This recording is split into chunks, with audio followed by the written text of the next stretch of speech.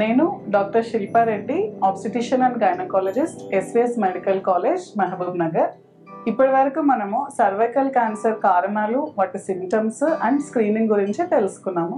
ఇప్పుడు మనము cervical cancer prevent చేయడానికి హెచ్పివి వ్యాక్సినేషన్ ఎలా తీసుకోవాలి మరియు దాని సైడ్ ఎఫెక్ట్స్ అండ్ డోసెస్ తెలుసుకుందాం. హ్యూమన్ పాపిలోమా వైరస్ మనకి 6 రకాల క్యాన్సర్స్ని కాజ్ చేస్తుంది. అందులో cervical cancer one of the cancers.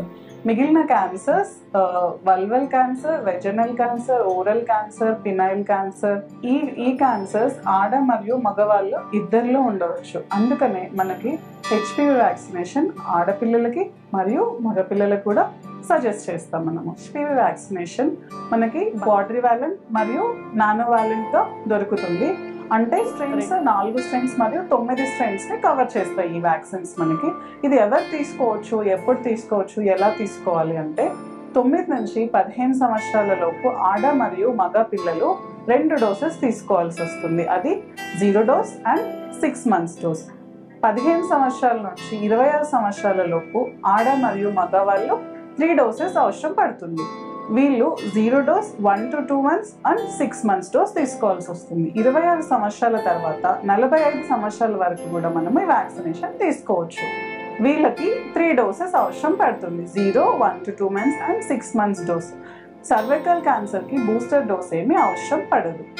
Cervical cancer are HPV vaccine మనకి సైడ్ ఎఫెక్ట్స్ ఏం కాజ్ చేస్తుంది అని చాలా మందికి డౌట్ వచ్చి మనం అక్కడ తీసుకోవడానికి ఆగిపోతాము.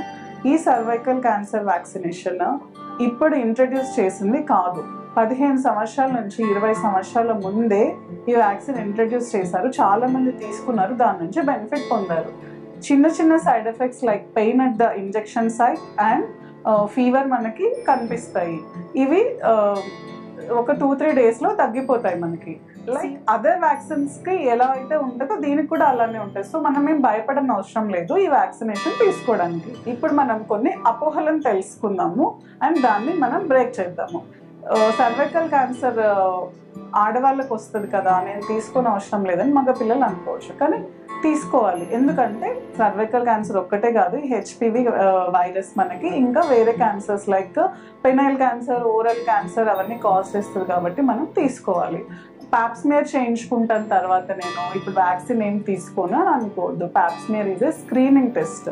HPV vaccination is a preventable step.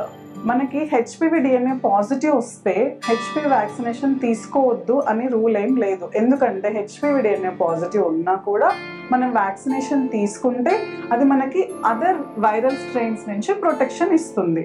And HPV vaccination usually sexual intercourse ముందే ఇస్తే ప్రొటెక్షన్ చాలా ఉంటుందని మనం సజెస్ట్ చేస్తాం. కానీ సెక్షువల్ ఇంటర్కోర్స్ తర్వాత ఇంకా నాకు అవసరం లేదు అని అనుకోవడానికి లేదు.